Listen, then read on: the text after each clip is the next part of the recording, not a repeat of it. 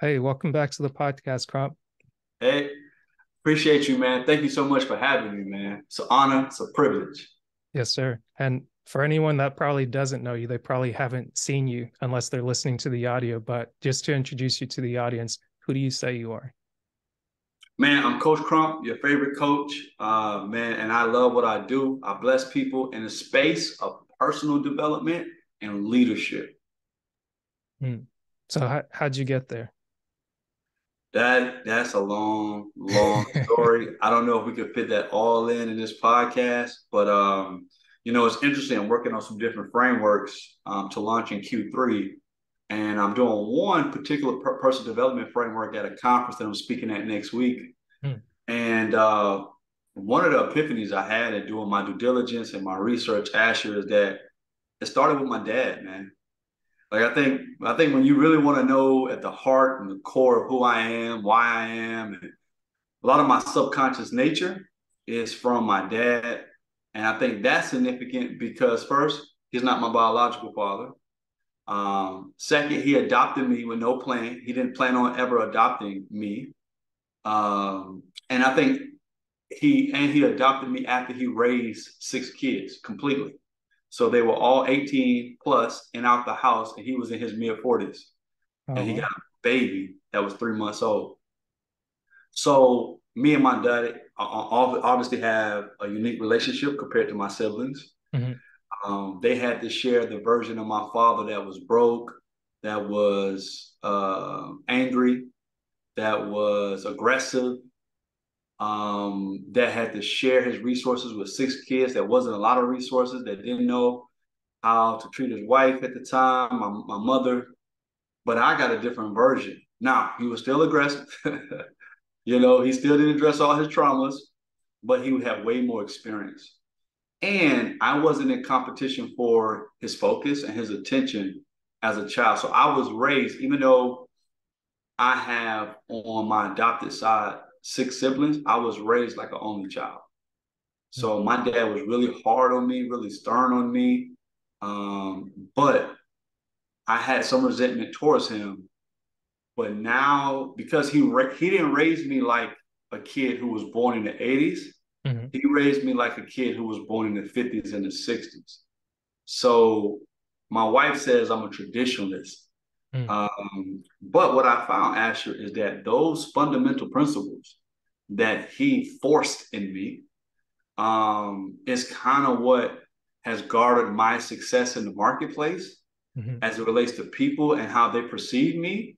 And so it's not my education, my college, secondary education and certifications. All those things are good. They kind of give me benchmarks and give me language, give me research. But who I really am and what I really bring to help people have breakthrough is what my father taught me. Hmm. And I think, you can't really start anywhere with me unless you talk about those things that he had forced in me. And Yes. so that when he left me and I was lonely, I was scared, I wanted to quit, I wanted to compromise. The voice that was in my head was my father's. And Hmm. so now I got a bandwidth of time of 20 years in commitments and responsibilities. And now I'm getting to the fruit of that. And I'm saying to myself, like, I wish I can say, hey, I had a plan for 20 years that it would work out like this. Yeah. Nah, I just kind of followed my father's principles. And here I am 20 years plus later as an adult with responsibilities. And now I'm reaping a lot of the benefits. But it didn't feel like that when I started 20 years ago. Right. I guess it's like the old saying goes, time heals all wounds. Yeah, yeah, for sure. And I guess it's kind of appropriate honoring your dad and kind of giving him credit as to who you are, given that tomorrow will be Father's Day. And it's like the joke always kind of goes around that Father's Day is like the 20th most popular holiday, or nobody really pays attention to Yeah. it. But it's been good to see people actually come around full circle to be like, hey, Mm. let's actually recognize dads and let's actually recognize like black fathers, especially for that, because Oh man, come not on. Come not on, to Ashley. make it a race thing, but like I think sometimes it's important to highlight the good because a lot of times when you hear, like you're talking about being a traditionalist and you talk about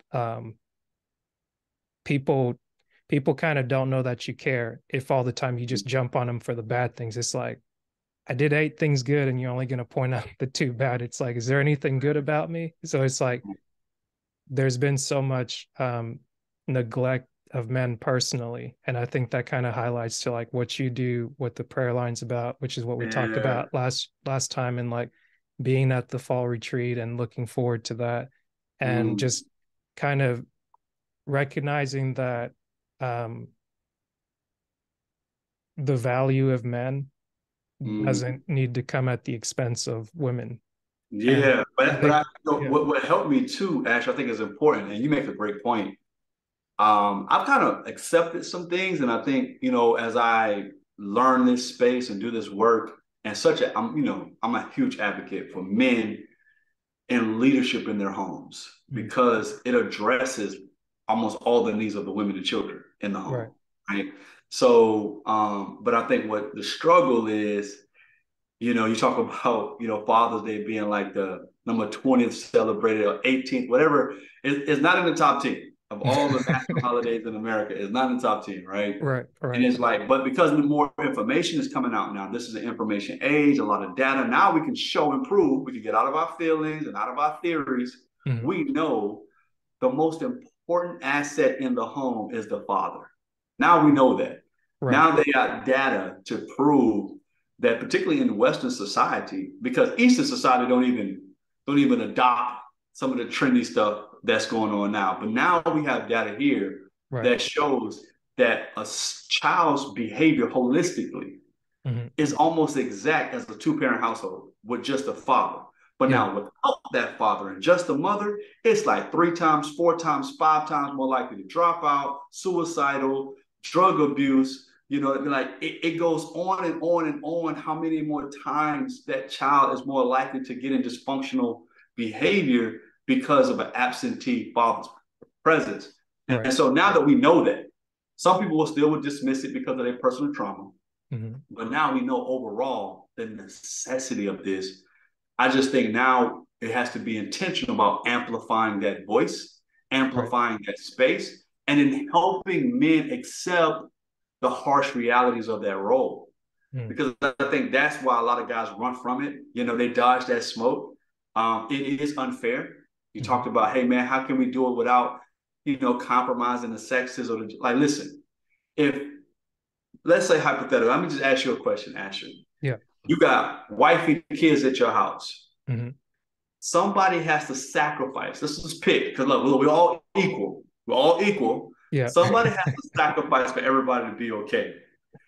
Who are you picking 100 times out of 100? It's got to be me. So we got to go ahead and accept this. This is the part that's really, I think, what the Western world is kind of pitching, that hey, equal, equal, equal. It's not equal. No, It's not equal. And that is okay. Like, if somebody's going to sacrifice to protect us, if somebody's going to sacrifice to provide for us, if somebody's going to sacrifice to be the priest, there's no selection in my house. Let me just speak to that, Asher. mm, Like, it's going to be me. yeah, Now, do I always feel like it? Do I always get validated? Do I always get encouraged? Do I always get supported? No, no, and no. yeah, That doesn't negate the fact of the necessity and the value that it brings for everybody. And when I sleep at night or when I rest on my deathbed, it brings me peace because I would rather be who I need to be for my home and my family yeah, than to be whoever I need to be in the marketplace and die lonely. You know what I mean? So I'm really getting to a space personally, Ashley, where I'm getting more and more aggressive about expressing this because the people that I'm coaching, mentoring, men and women, now thousands, Asher, mm, fundamental challenges is that nuclear home, everybody got different opinions about what should be happening. And it's sending people in like I don't know, a frenzy, to say yeah. the lack of better terms.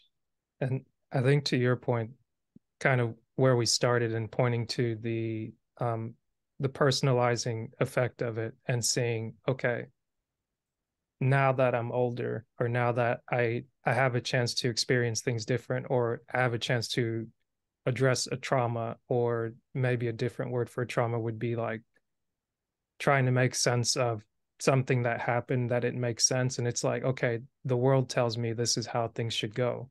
But Mm, then whether you sit with someone that has more knowledge than you, or someone that's able to paint a mm, different picture to say, okay, let's walk through this, like tell me what happened, and like we kind of go through it, and you actually have a sense to like express what you're thinking without someone immediately giving you feedback to be like, this is what you should do instead. But it's like being mm, able to unpack some of the things, it kind of gives you that reverence or love for like a father, where you're like, okay, he was so hard on me, and oh, mm, like why wasn't he at this game, or why didn't he do that? But like mm. for me, at least personally, it's been able to look at, oh yeah, like I still have my dad, and I can reach out to him, say hello. Like it might not be a long drawn out conversation like a podcast, but at least like I still have that access. And that's Yeah. something like a lot of people don't have. And I don't say that to diminish like what was the past or what wasn't, but to at least acknowledge in my head that like, okay, my dad's human. Come He on. had me, Come and on. like there's 6 kids in my family, and we everyone kind of has a different relationship, and maybe it's not as cohesive, but something that I've learned in trying to understand myself, for better words, is like try to, in learning to give myself grace, and in learning to kind of Mm, make peace with parts of myself I don't like, is understanding that my parents also have to have that similar struggle. But my dad specifically, it's like no one necessarily cares what you're going through if it's not to their benefit. Like come on. if you're not doing what I want as a kid, I'm kind of worried about like me. But now Wow. like kind of adulting, and it's like, okay, like if I'm having all these thoughts, and my dad's 35 years older than me, like he was here 35 years ago, and Come it's like on. if none of those things got addressed or Mm. challenged or like opened up, it's like you're like any other man, you got to just carry this stuff, put on a face, like go help the world, go save the world, in order to kind of like You make touching my peace with heart. yourself.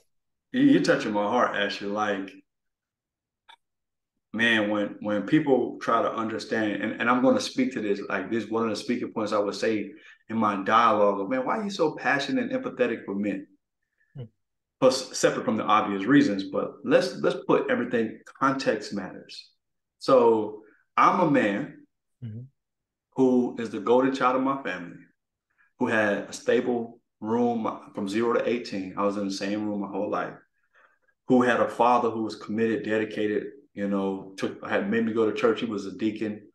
I went to get my hair cut with him every 2 weeks. He's my hero. Mm-hmm.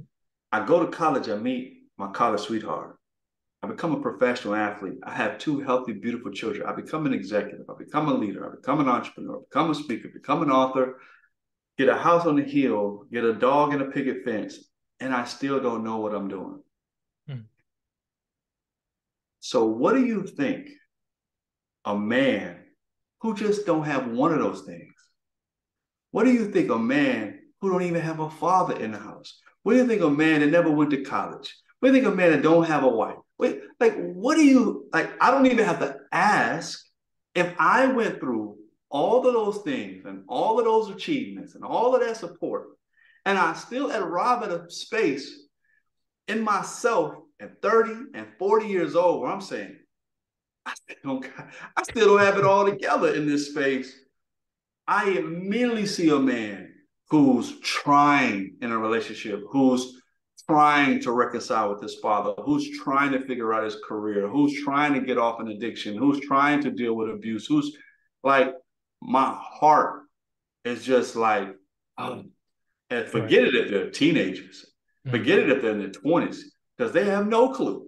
I mean, their brain hasn't even fully developed, let alone process Yeah. everything that they went through and then try to comprehend what they should be doing Right. when they don't know who they are right now. So for me, that's like the space I live in every man that I see. That makes sense. And Yeah. I mean, that makes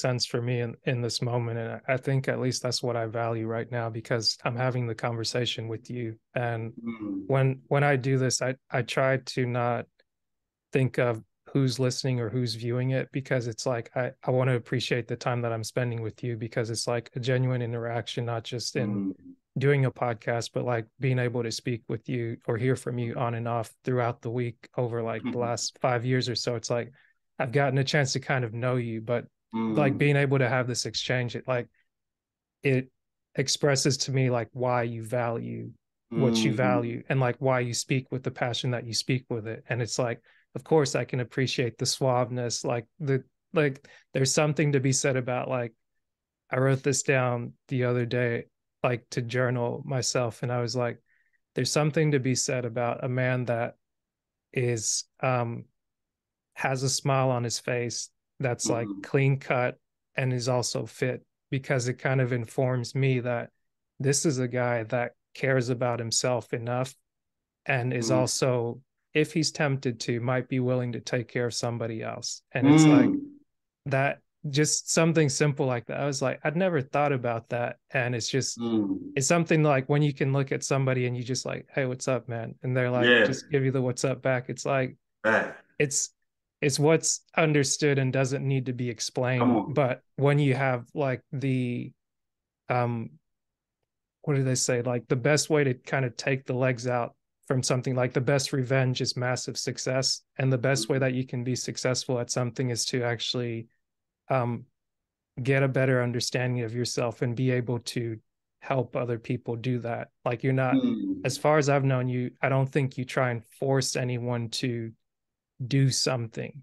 And it's mm, like when you speak to a pain or you speak to a passion, I think you and others, but speaking to you specifically, is that you do well to try to understand where someone's at, and mm. then ask them if you can kind of join them on their journey or like go along with them. And then I'd Yeah, either ask like, do you want any feedback from you, or do you want me to hear you? And like yeah, being able to hear that, it's like, oh, okay, it's not the stereotypical thing of like, okay, let's just be Bible thumpers, or let me just beat you over the head with this yeah. information. Kind of going back to that, like there's a time and place for everything. And like you said, context. Like Context if matters. if you're in the house before 25, it's like we got to tell you what to do because you don't exactly understand what the world is like. Mm, And it's like, sure, it'll tell you do this, grab this, do that, but it's like they're not trying to get they're not trying to do it for your best interest, no matter how they sell it, market yo, it, or man, and whatnot. listen, come on, man. I got two teenagers. My daughter will be 16 in 2 months. My son will be 14 next month. Mm, And I have very frank conversations with them. And my daughter wants all the smoke. She's a young lady. She wants all that adult energy. Like she hangs right with mommy and daddy, like doing what we're doing, going we're going. mm, She's in that space. She's like her mind. She's like almost already in college.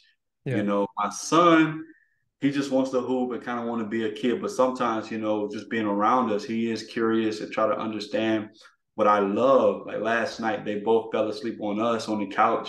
Mm, I got teenagers that love hanging with their parents. We're taking them to Bermuda next week, and we got another trip planned for them in the break in October. And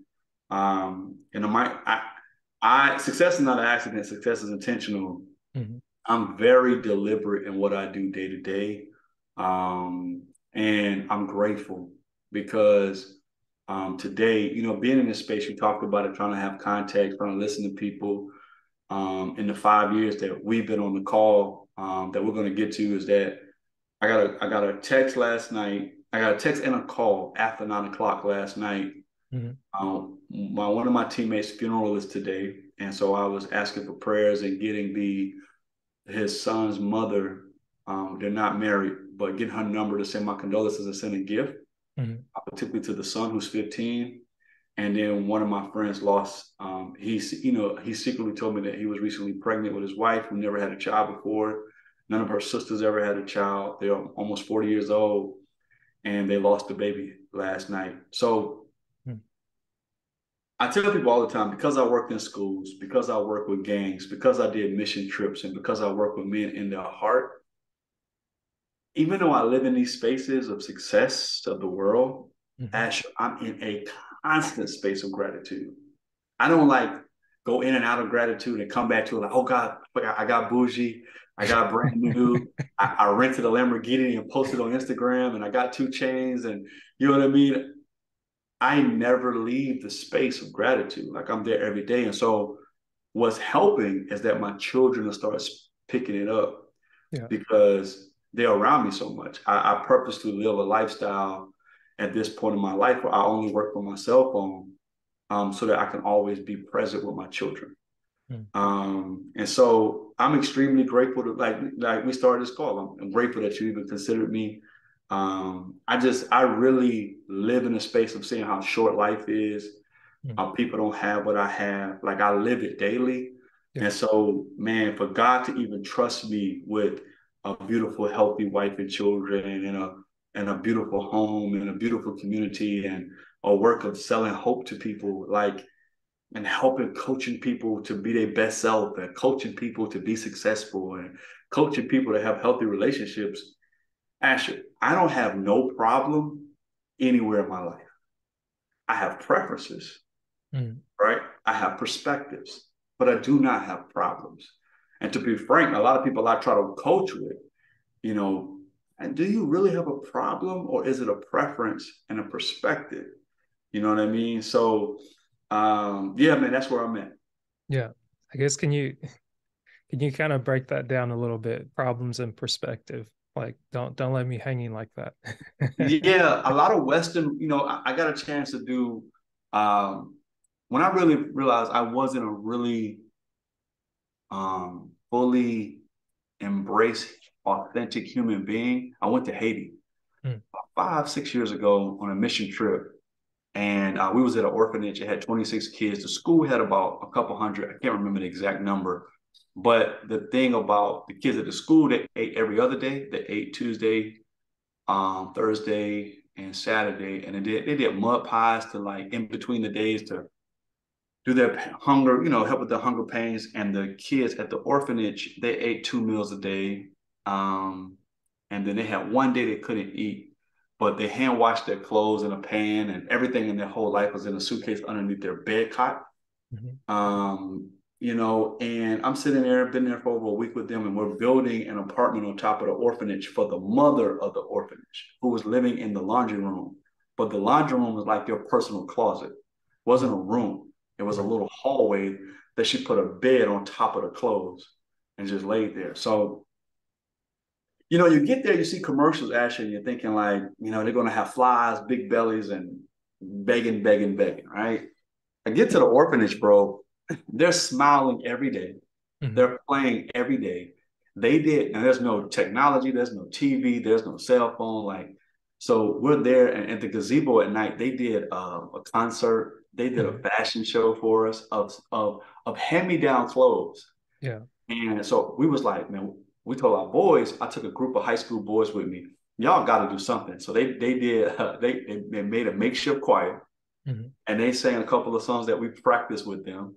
Um, and they wasn't into kids and oh man, the dirt and man, what about my cell phone? And man, 4 or 5 days in, they got kids climbing all over them. They're holding kids' hands because the kids wouldn't stop loving them. Mm. You know what I mean? You know how they said bad company corrupts good character, Mm. but good company promotes better character. And my boys being around those kids, and it's like you can't be consumed living in that, like pulling a string for water, and just a little one gouge come off, and Yeah. you put the soap on, then you pull the string again. So the solar panels on the roof is helping pump the water through the little power that it can. Like actually, it was an experience that like really traumatized me for life. And when I'm watching these 3-year-old children who haven't eaten, who don't have no shoes, who are laughing, holding hands, singing songs, doing dances every single day. Every single day, Asher. Yeah. I realize they're a better people than me. They're a better person than me. They're a better human than me. Like it was to me, and I'm a competitive guy. Mm-hmm. I'm a super competitive guy, but it hurt to know that how I was wired, how I was programmed to perceive the world a certain way, to perceive people a certain way, that I wasn't who I promoted myself to be or presented myself to be Mm-hmm. when I thought I was a good Christian man. And so coming from that experience, I realized none of us in the West have, if now some people got something happen to them. Mm-hmm. For the most part, let me be frank. I don't want to be absolute, but for the most part, a lot of people that I coach and mentor, they actually don't even have problems. They have perspectives, they have preferences Mm-hmm. that creates a narrative that presents a problem to them. Mm-hmm. But that same thing that you're saying to yourself is a problem. If I would present that to another person in another situation, they would be so grateful for your problem Yeah. that you call a problem to you. Mm-hmm. Your real challenge is that you have a perspective and a preference issue because you have some level of programming that made you feel entitled, Mm-hmm. narcissistic, self absorbing, and you never dealt with that ever in your life because you was always running from you. So you never received the level of coaching that look yourself in the mirror long enough to really deal with the inner you Mm-hmm. and how you've been programmed and how you talk to yourself and how you portray yourself. And you're not agreeing with the responses you're getting back, but that doesn't mean you have a problem. Yeah. That just means that you actually are portraying the wrong things. And we can address that and we can adjust that. You know what I mean? Yeah.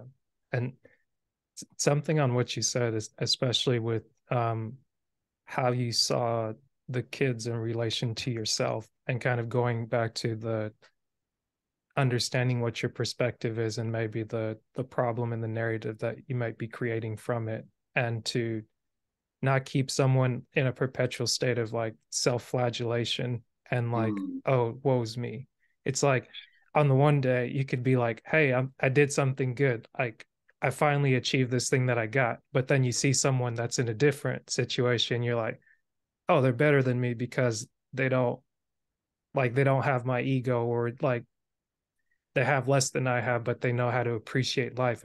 I think there's something in that where it's like you're obviously not going to give up what you have to go live there, because it's like once you're in an environment like you said with the young kids, it's like after 4 days, like there wasn't talk of, oh, like where's my cell phone, or like Yeah, it took a there's while. yeah, yeah, Yeah. there's like apprehensions in the beginning, but it's like the the funny thing, I've heard people maybe describe it as like the yin and yang symbol, and where we talk about like balance, which is the thing a lot of people want to find, but it's not like a novel concept, because it's like it's easy to operate on extremes, or like on one end versus the other. It's like, okay, in the West, like things seem more progressive because it's like your basic needs are met: food, water, shelter. And Mm-hmm. then like once you meet your basic needs, like you kind of find problems that Yes, didn't exist. But now it's like, okay, yes. like you're saying, if you look at the perceived problem and it's like, okay, how am I viewing this thing and how can I view it different? Then Mm-hmm. it doesn't, like, maybe the problem or like the challenge that you're really looking for, it's like, okay, now I'm not struggling to feed myself, so now I can laugh or bellyache, to where it's like the food isn't the like the thing that just controls how I feel, but it's like, okay, I can laugh, I can feed myself, maybe I don't overeat to where I'm still fine. But then when I find myself kind of drifting into this woe is me, or man, somebody needs to do something, it's like, hold up, what am I thinking about? Like, Mm-hmm. why is that important right now?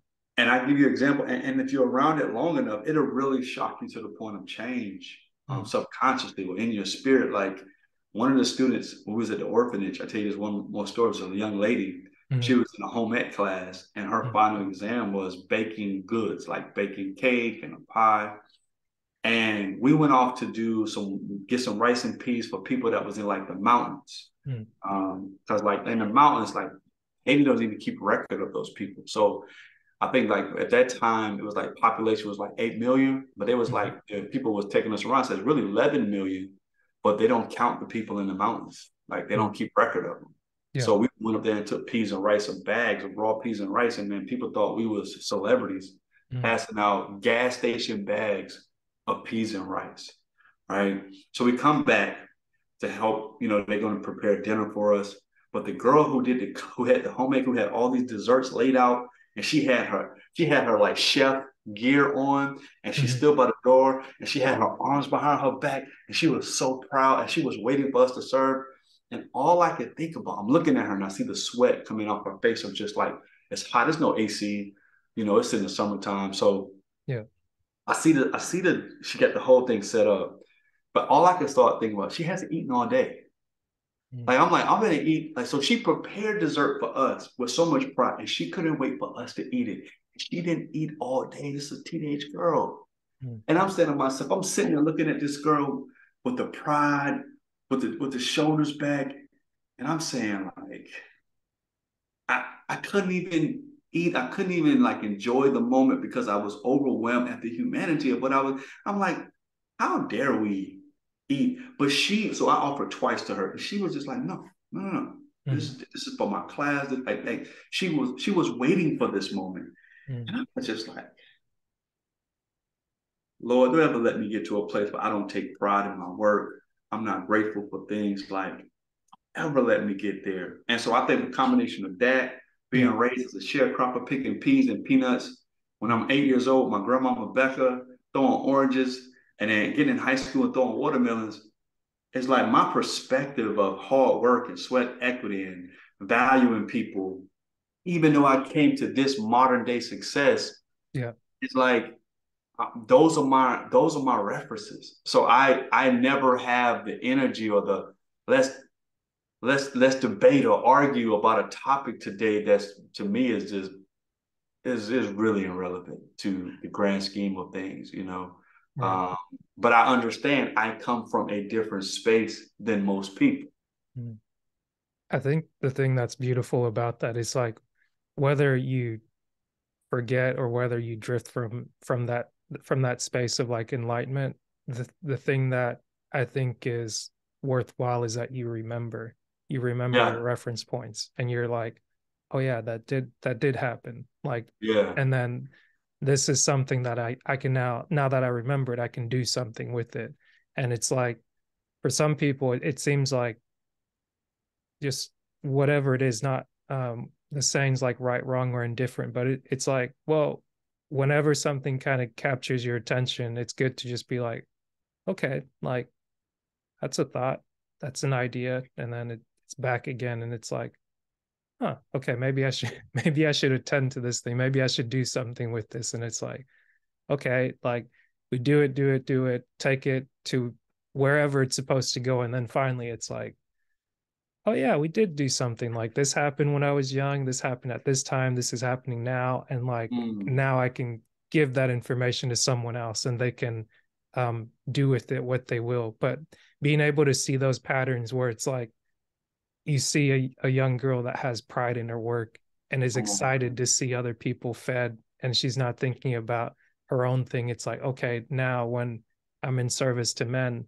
I'm Mm, excited about the breakthroughs that they get in their lives. And it's like, I don't have to think about, did I get into an argument with someone today? Or like, oh, even if I did get into an argument now, I have, I've got to go practice what I preach. I've got to go reconcile before I go to bed. I can't take that anger with me. And like yeah. seeing those dots kind of connect, it's the thing that reminds me that the world isn't like everything doesn't just go to crap, because that's like the default Mm, answer when things are getting hard, things are getting challenging, noisy, and they mhm. seem like just out of whack, out of order. And it's like people have these like different sayings, but like being able to remember the reference points, it's like, Mm. oh yeah, we're not Hey, that bad off. if I could be transparent with you, man, I've been on our men's prayer line. Me and Ashley, you talk about you being over there with me for 5 years. I've been on 2000 since 2012. So we're looking Wow. at 11, 12 years. And start of 2012, the end of 2011. But I remember because I like rededicated my whole life at the start of 2012. And has it been like feeding me and holding me down for 12 years? Nah. But I remember the state I was in 2012. I Mm-hmm. remember being so broken, lost, depleted as a man. And I really was just holding on for dear life. And I'm, again, wired traditionalist. I'm loyal. You helped me when I was really down. I Mm-hmm. never forget. I think part of why I don't forget is because a part of my code and principles I live by, going back to my father, I'm when I'm loyal, like feelings and challenges, like that's not gonna change my commitments. It's not. And the past 4 years, I just been focusing on organizing and helping other men in particular. Like it is, I don't hop on because every single day is now I understand the discipline I need. I understand I got to push something through to get to the other side. And Mm-hmm. I had already committed to doing that. Not because it always goes my way and I get everything I want and I meet all my time because I don't, and it doesn't. Mm-hmm. But that's not going to stop my commitment of seeing it through to sustain the organization, to sustain the resources for the organization. Until that's done, as much as work and time, and I'm committed, because that's what I'm committed to do, because I understand what that would do Yeah. for thousands of men, for Mm-hmm. thousands. And so, to your point, don't forget, to your point of showing people like little experiences that you have reminds you of, hey, how you should show up and why you should show up like that. Right. You made a great point. Thank you. Yeah. And I guess even to that fact, something that you kind of highlighted for me was joining the prayer line and kind of understanding what it is, but also understanding it's like it has a role to play for men spiritually and Mhm. for like one I think it's a good aspect and representation of what communities like where you have Yeah. uh brothers that can get together and literally be like um having family that like you wish you had, or maybe for me it's kind of taught me to appreciate the guys on the line and to also kind of give grace to my own family and be like, okay, I thought I'll join this like super pack or super group where it's like this is the all-star team, kind of going back to basketball, that um a reference maybe where you see like, oh, all the heavy hitters, but then it's like understanding that even though the all-stars come together and play, whether it's for the Olympics or like the all-star game, I think that's how that's played, like Mhm. they all go back to their own teams. And it's And like, which is, and I think a point to make, which yeah, when they go back to their own teams, they're the all star right, to help that team win. right. And it's like understanding that the goal isn't to um like the goal isn't to like live and breathe on the line. At least that's something that's kind of come out for me, where it's like in being on and like being able to respect the time and kind of give me timeouts where I'm like, okay, if I'm at work, I can't be just eavesdropping at the same time that I'm supposed to be doing work. Like, Yeah, okay, people are yeah. counting on me to be here. Like, yes, being at a place where I felt like I needed to be fed, it kind of Mm. helped point me in the direction of like what I was neglecting, where it's like you're neglecting yourself because you're putting so much stake into everyone else's opinion. Where it's like, Mm. I remember always wanting to give respect to other people, especially people that were older, to where it's like I discounted myself so much to where I'm like, my voice doesn't count unless this Mm. person says it does, that person says it does. And it's like That's a lie. it takes me to that book of the subtle art of not giving an F. And Mm. like the synopsis of it was like um you only have so much attention to give out. Come And on. it's like when Listen. you give out all your attention, you're you're basically out of F's. And it's like if you don't think about it that way, you're just like, oh, I'm doing a good thing. I'm serving, I'm doing this, I'm doing that. And it's like, if you haven't built in yourself like those reference points, if you haven't taken care of yourself with the grooming, with the like fitness, things like that, if you haven't like poured into yourself and you always kind of either sit at the tap to be poured into, or like you don't, it's like a weird thing where it's like obviously people are at different stages, and at least in the stage where I'm at is understanding there's a balance of like, okay, or there's a process might be the better thing. It's like sometimes you start at like your rock bottom, and then you Mm, need someone to pick you up, and then once you're picked up, you got to remember kind of what got you there. But in remembering what got you there, you also have to like level out, so to speak, and understand where you're at, because it's like the automatic thing is like if you see like in like if an industrial accident happens, if you see someone fall down, say you're mm, working around fumes or something, and you see yeah. someone fall in a hole, like the human instinct is like, oh, I'm going to go save that person. And the immediate thing that they always teach you is like, no, call for help. Mm, Because it's like if if somebody's working in a hole, they go down, you jump in there to save them.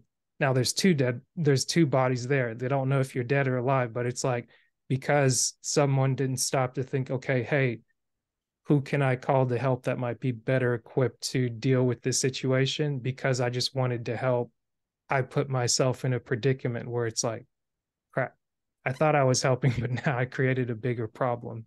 But it's like, mm, um, for me, it's been a process of understanding like the the role people played, like I'd say maybe like on the line, but also like in the community or in my workspace or in my family, to be like, okay, um, if someone's having an argument per se, or if there's a discussion or a question posed, kind of going back to the context, it's like, okay, what's being talked about? Do I have an understanding of it, or do I just want to like give my opinion? It's like if I want to give my opinion, is it because I want to be validated? Is it because I want mm, to be heard? Like nobody wants to hear what this dude's saying, like outside of this area where guys can come in and just like share their thoughts, share their feelings, share their emotions, share what's going through. And it's like, okay, like let me get in here, get something off my chest. And I'm like, yeah, I said something. But then like when maybe you're reminded of what you said later, it's I said that that came, that came out of my mouth. And it's like you ask yourself that enough times, and it's like, maybe I gotta be quiet for a minute and just like let me follow the pattern and see what's going on. It's like, oh, okay, okay. I don't know what's going on here, but mm, that was a good exchange between whoever that was between. And mm, now I can either make like set time aside, like we were talking about having the discipline, saying, okay, I'll get on one day, I'll get on yeah. for an hour, maybe I'll Mm, take a break. But like in building a rapport with someone and trying to like give them the benefit of the doubt and saying like maybe I don't know it all, or maybe mm, they made a point that I just I couldn't see it, like I yeah. didn't get it. And it's like just having those different dynamics of like you have an aha moment, or you have like an oh crap moment, or like I don't know what's Mhm. going on, but being able to like experience that week to week, year to year, and be like, Day to oh, day. I yeah, day to day. And it's like I'm changing, the lines changing, and it's like everything isn't like this static thing. It's dynamic. And it's Yeah. like, oh, that's what makes life amazing. It's like people aren't just the And same thing it, today, the same thing tomorrow. yeah, It's like, and it's oh, fluid, man. right, right. I use the word fluid a lot because, I think it's important to understand like we're all in some form of shape in a container, and the water may move this way, may move that way, but it's not, it's coming right back, Yep. and it's like you just got to ask yourself, which way should I be tilting? Which way should I should be pouring? What should I be putting in? What I should be pouring out? It's just being like, okay, today. Mm. And I got this revelation when I was in a deep time, during that time I rededicated my life to God. And I'll say by man, 2012 to 2015, like I was on a spiritual like fast track. Mm. I mean, I was studying pastors. I studied 8 pastors, went to their churches and did this worship service and did their dedication service and did a sermon and shadowed them and went to their office and how did they prep. And I was in this local Bible Institute in Bermuda. I was in seminary. I was studying YouTube. I Mm. was doing ministry. I was just like locked in. I was reading different books. I was studying Miles Monroe. I was watching TD Jakes. I was just in a zone for a period of time. And in that space, you're having a lot of time personally with God. And one thing He had really made clear to my heart was I had some resentment about, man, I got the wife, man, I got the degree, man, I got the career, man, I got the role, man, I got the kids, Mm. we got a place to stay, we got transportation. Like, why, God, like, why I'm going through this and going through that? And He says the fruits of the Spirit, right? Mm. Love, joy, happiness, long suffering, right? Self discipline. But He was like, it's a fruit, right? Like you eat it today, it's Mm. gone. It Yeah. did its nourishment for today. You Mm. have to go and produce that fruit again when you wake up in the morning. So I have processed things like joy comes in the morning, every day new mercies I see, Mm. way differently that every day I wake up, I have to generate the fruits that I want to partake and I want to share. Yeah. And that really helped me that when Romans 12:2 says renewing of the mind, right? Mm. Um, and so it's just, oh, that wasn't renewed, or it wasn't just a new. Now Yeah. it's renewing. And that really helped me to like process day to day. Yeah. It really did that. Okay, whatever we had, whatever we experienced, it's for today. Yeah. That's the only actual lifespan it has. It Mm. has no other lifespan beyond that. It's like to do another sports reference. I know Ashley, you're a huge sports fan, but I think the best thing to do is like you hit a home run. It's exciting. It's Mm. exhilarating. It's one run. You got to get right back up the bat Yeah. again, right? And you don't even know if that home run won the game that day. You Mm. know what I mean? But it just says you got a good one. We're going to celebrate it. You know what I mean? It's your highlight of the day. Yeah. You have to get right back up and play again tomorrow. And you got to get right back up at the bat and swing. And you may miss. Yeah. I mean, and so I like using that, baseball because you don't bat 100%. You don't Mm. hit the ball all the time. Sometimes you get out. That doesn't mean you stop trying. Right. You know what I mean? And I think what really helped me is like, yeah, you got the degree. Yes, you moved to your wife's country. Yes, you got the wife and kids. And yes, you did this in the community. Yes, you did this in education. Yes, you did this for yourself. But that was for that. That was for yesterday. Yeah. Right. Today you have to wake right back up and do what you need to do. So I've been working diligently on being who I need to be when I wake up Mm. so that that day I can be who I need to be for the people that I need to serve. I like that. And that's been something that's been on my mind more recently, but of being present Mm-hmm. and being here, like not staying too far back in the past. Like an example for you, and like even in preparation for like having the conversation, one thing that I noticed about getting up, it's like, oh yeah, um I'm feeling a bit of that funk. Like my mindset's like kind of foggy, and it's um I've heard it said that if you're not feeling clear in your mind, like you should do something physical. So it's like I've been following this workout, and I was like, let me go down to the gym of the apartment complex and figure out if like they have some of the equipment. If not, I've got some dumbbells in my room. I can do Mm-hmm. something there. And it's like, um, as different thoughts were coming into my mind, I was like, yeah, that I don't know where they're coming from, but that's not for today.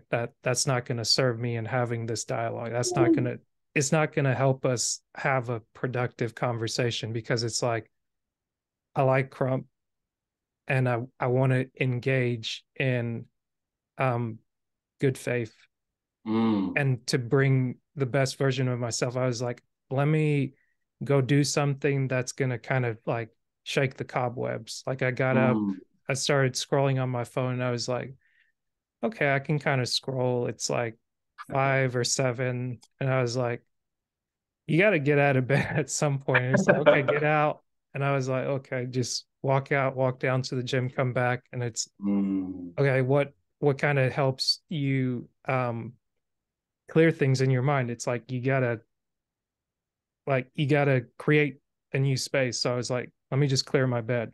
Laundry day's mm, gotta be done. So put the dirty laundry over there, mm, shower, clean up. It's like, okay, shave, like clean that up. It's like, okay, you kind of feel better about yourself. And I'm like, okay, I've got my heart going, yeah, like took a shower, got kind of all the funk out of my head, off my body, and I'm like, oh yeah, like I get to sit down with Crump. Like we get to hang out, and it's like you get on here, see your face, and it's like see that smile, and I'm like, man, oh yeah, yeah, it's like that's the guy, and yeah. just not I even thinking appreciate like that. I hadn't seen you, I don't think Mm, for this period of time face to face to be like, I mm, know this guy, and it's yeah. like as we're talking, I'm like I'm being present. Like I'm not thinking about anything else. Like nothing Mm, else is taking my mind. And like as things are coming in, I'm like, oh, this is that renewing. Like we're literally making the most of the moment. And I think yeah. that's like the beautiful things that like when you see it kind of going back to the young girl where you like you notice something, you see the little kids, you notice Mm, that, and like you think of your dad and you like, oh yeah, I came from that, and this is what I mm. gained from it. Maybe I didn't know it then, I but now didn't. but now I know this, and it's like you Yeah, a tell lot of it my to somebody, and it's like, oh, yeah, yeah, a lot of my lessons come from later from my father. I didn't get none of what he was really trying to do in the moment. mm. In my 20s and my 30s, I was like, that now I know why he Yeah, was doing that. Now I know why he was stern mm. about certain things. Because I struggle being in the moment. You know what I mean? Hmm. Like this is a new space for me. Yeah, My wife is phenomenal at being in the moment. Like she'll be singing, dancing, like she's a whole entertainment just watching her in the moment, right? yeah, But I'm always like, okay, when we get 50, my wife's gonna be 52, so I probably gonna have our first grandchildren. So I gotta start putting this together. So I meet with my cousin, do some real estate. Like I'm always 10 to 20. So I'm sitting there mm. and nobody knows, including my wife, but I'm always 10 to 20 years. Okay, by the time this happened, I gotta start doing this because I want to be in a position that when no matter what, I want to be able to live right next to my kids. As a matter of fact, spend a whole month with them to get their house set up if they got children, because I know how early it is, marriage is stress, and I want to do an onboarding process with their spouse. So I'm always like I'm way somewhere sometimes. And my Yeah, wife being around her, to be honest, she's been my coach that she's awesome at being present. I mean, she would dress it up. yeah, She makes being present a whole show. You mm. know what I mean? And I'm just like I'm always somewhere because I'm responsible for this family. I'm Yeah, responsible for this name. I don't say, babe, can you protect me? Can you make sure I'm like I don't even give her that energy. Plus she wouldn't even marry me if I was on that. Literally. Like she wants a man, man. Like that's my wife. But the point I'm making is I'm always on what do my family need? What do I need to do? How do I need to get there? How do I need to position us? I'm talking to God. And she now, 20 years later, because of where we are, she really trusts me in that space. She's yeah, like, I manage the moments, I manage the day to day, I do the admin, but like she trusts me to lead the family, to lead the marriage. And so I'm grateful that I even have a wife, because I'm mentoring men, right? Who's getting yeah, disrespected and molded and not being empowered to be the leader. And so, I am in a constant state of gratitude now. Actually, I'd be lying to you if I said I always was there. yeah, I'm really good in the moment, but I'd be lying to you if I said I was always there. We never arrive, we always evolve. And so I even appreciate the journey more. So when I see yeah. a man, I know it's not a state, I know Mm. it's a stage that he's in.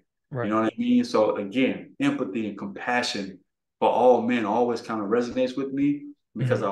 I know we're all struggling to even be the man Yeah. that everybody really needs us to be. And then there's resentment for you even to be that Right. in the society. So it's like a man is in constant war. And I know a lot of people don't really know, but it's great to see a wise woman or somebody who's like, to see them one time, it just makes life easy because they already understand that battle that they're going through.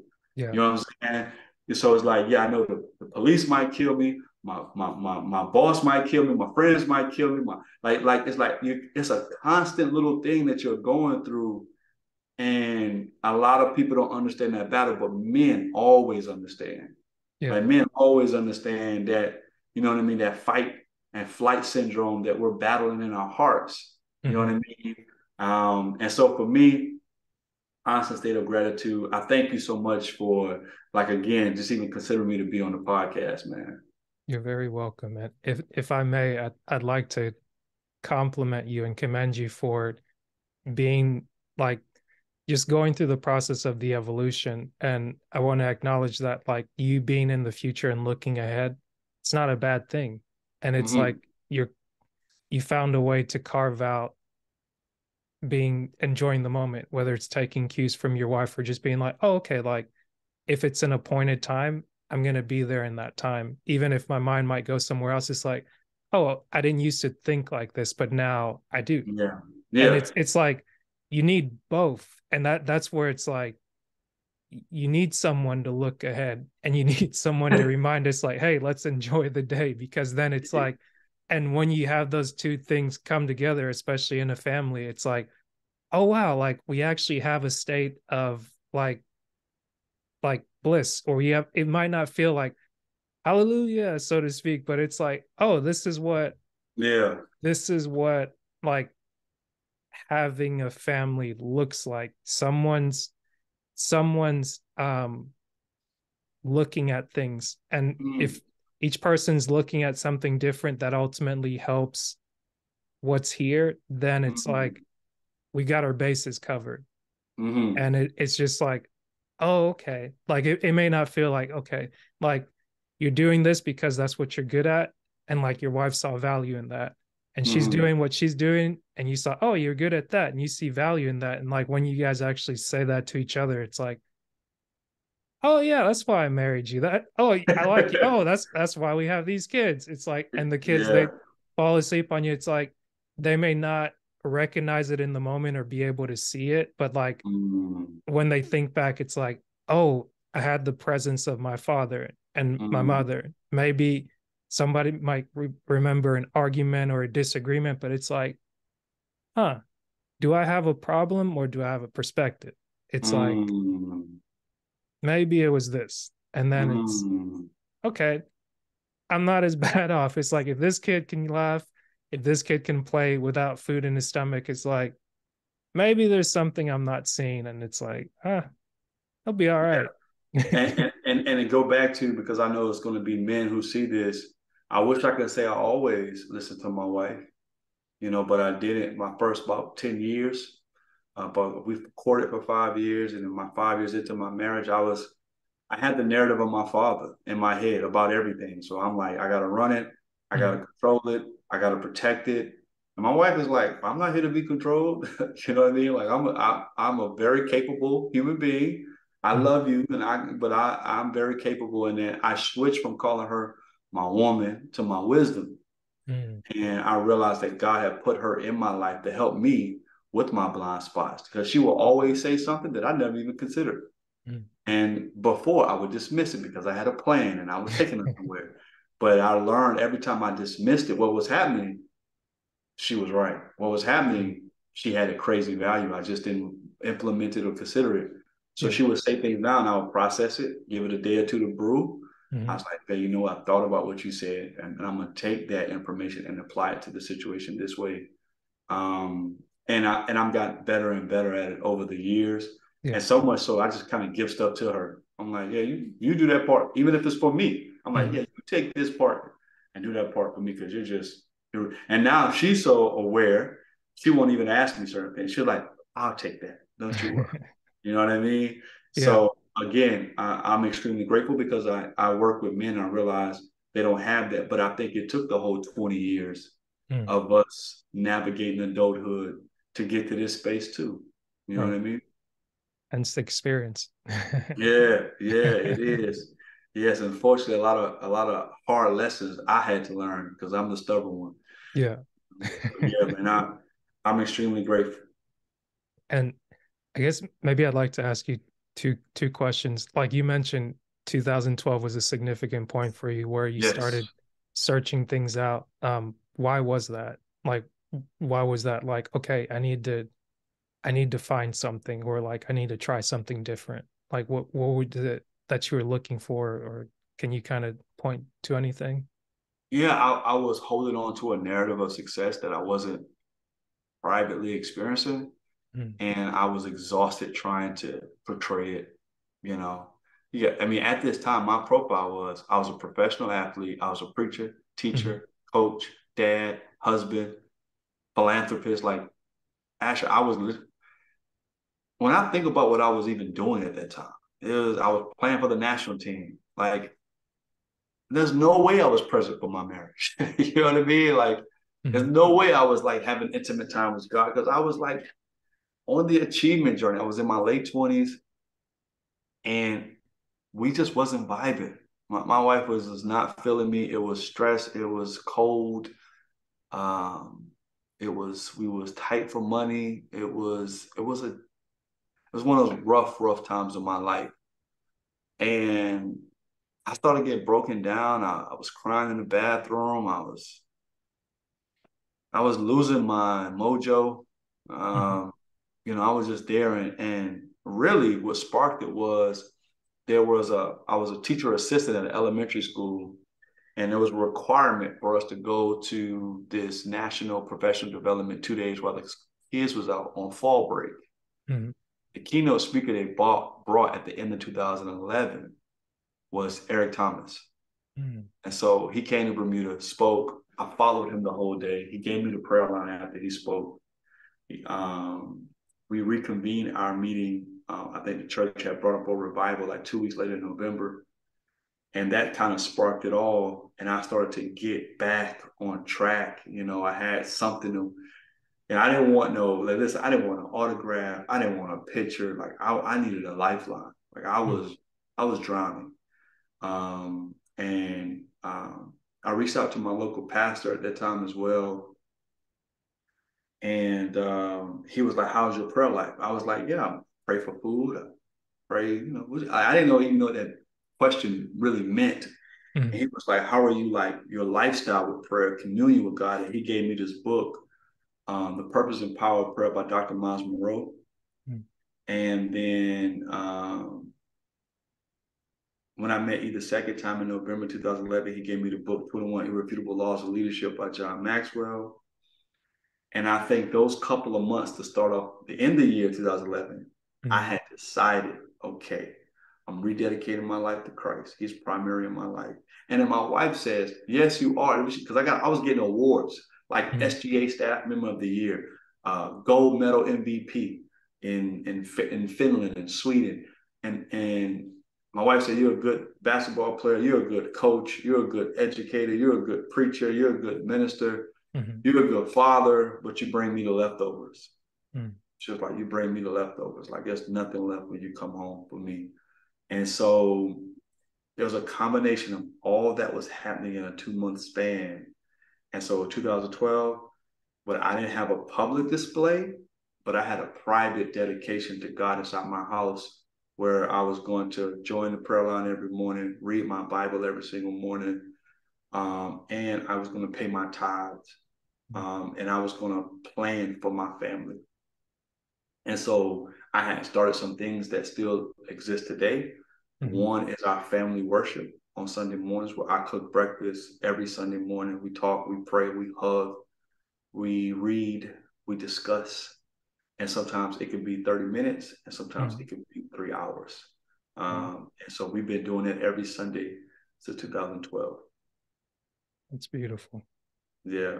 So now you do something for that long, you know, I'm reaping a lot of benefits for the decisions and commitments I made then that's Mm, put me in the position that I am now. mm, And I think that's the hard part is the time that you have to put in to yeah. really get transformational breakthrough. You may Mm, get aha, and yeah. you may get some fruit, but I mean transformational breakthrough in the narrative, the energy, the spaces that I live in everywhere. Yeah. It's like because of the commitments I kept from 10 plus years ago, Yeah. you know. And I wish I could say I liked it and that it all went smooth and I was perfect and I just stayed committed. I may fell off of here a day or two and I may make some terrible decisions, but I'll always go back to that in the morning. Yeah. Man, that that uh, that just speaks to me right now because I'm like, it kind of it helps highlight what's working for me. And like you Mm-hmm. said, making that private commitment and Mm-hmm. the private dedication where it's like, okay, this isn't for everyone else's eyes, but you making a commitment to God, making a commitment to yourself and to your family, understanding that this is what I'm going to need to do. Mm-hmm. And whatever the outcomes of it are, planned or unplanned, like this is what I'm going to be doing privately, not to just be like, hey, everybody, this is what's going on. And No given public that, statement was made. right, given that like 2012, that's before like the social media blow up, and now we're in 2023. And like you see for yourself personally how your life has changed, but you also see like how the world has changed. And I think if anything that I learned in 2020 is that a lot of people had to do some personal assessment where it's like you're kind of forced to sit down and look at like, okay, what have you been doing?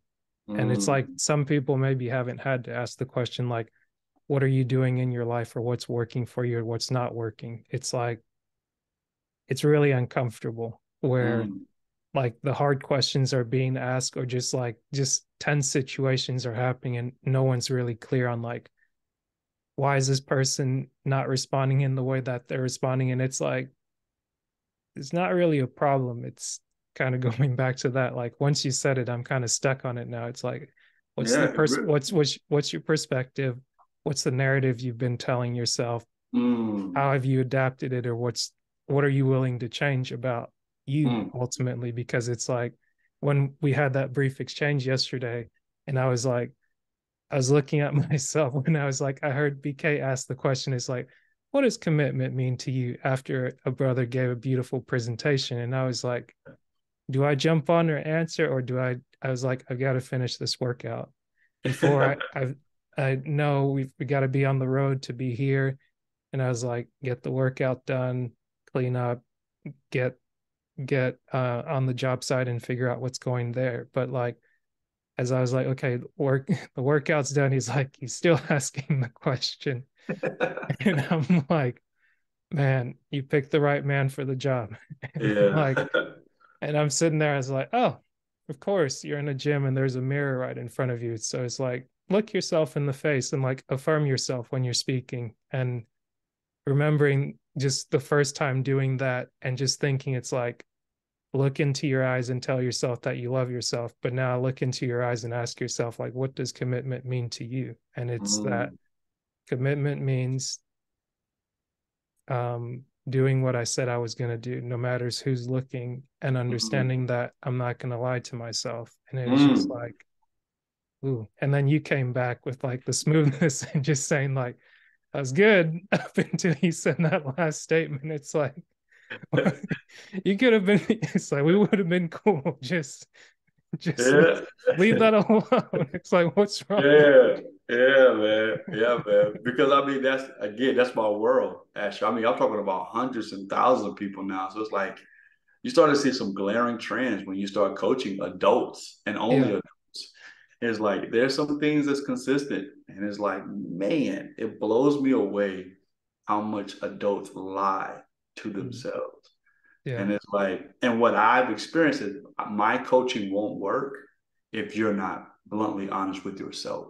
Mm. Like if we're not going to be really addressing your credit score, your savings, Yeah. how how you deal with sexual influences, like how you do with your diet and water and walking. Like if we're not going to be honest there, like Yeah. what are we doing? Right. Because I can't build on a sloppy, dishonest foundation. You know what I mean? So let's be honest where we are there. Mm-hmm. Let's clean it up. I'm not saying change everything, and let's just clean it up a little bit. And Right. now let's talk about adding a better version of you. You know what I Mm. mean? But before we talk about having a better version of you, got to deal with you. Yeah. I mean, got to clean you up. You know what I mean? So it's like that's the first point. Is like, and so you try to give people this Yeah. information and this system, and it's like, but they're sloppy. So it's like Yeah. it doesn't matter what you give them; they're not going to be able to execute in their Yeah. current state.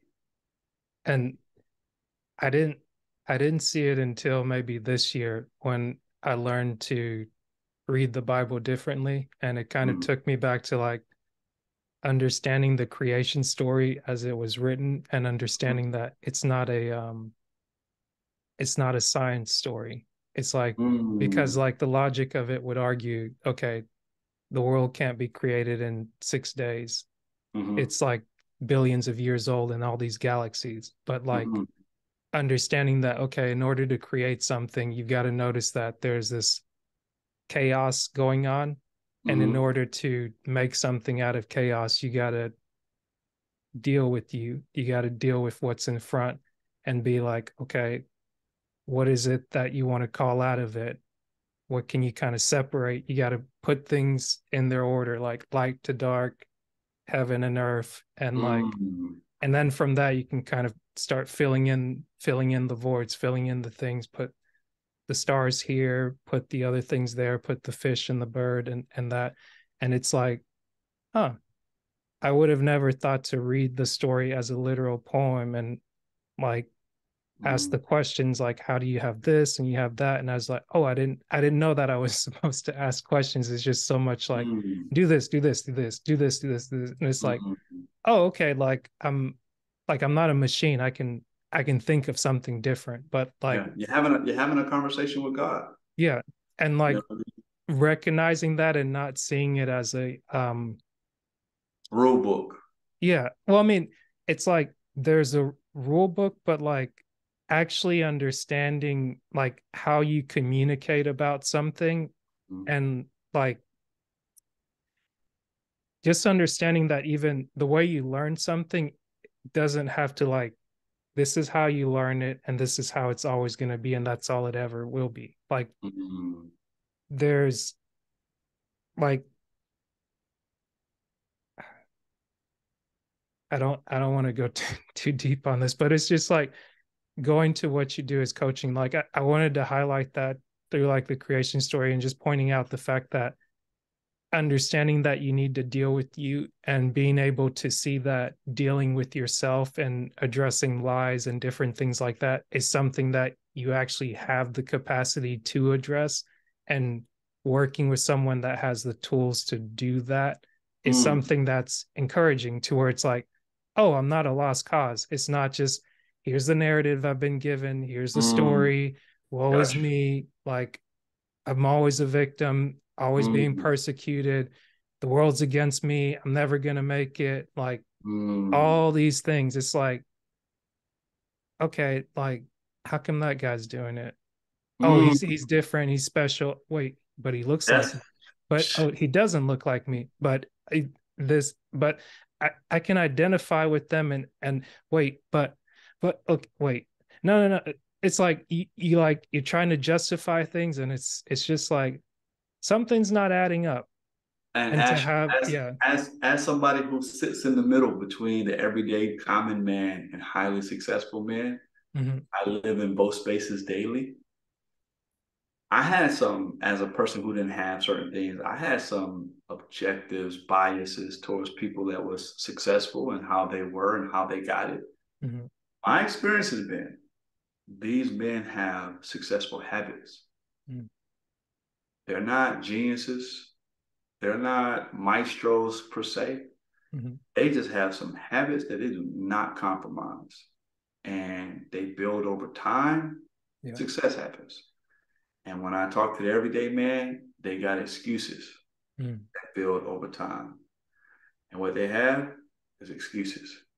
And so, um, yeah, they're very disciplined. They get up early. They work out. They're driven every day. Like a person like that, man or woman, or even shoot, today's time, a child, Mm-hmm. at some point, success is going to pop off. You know what I mean? Like, I tell people you have hopes, dreams, goals, and ambitions, but you are your habits.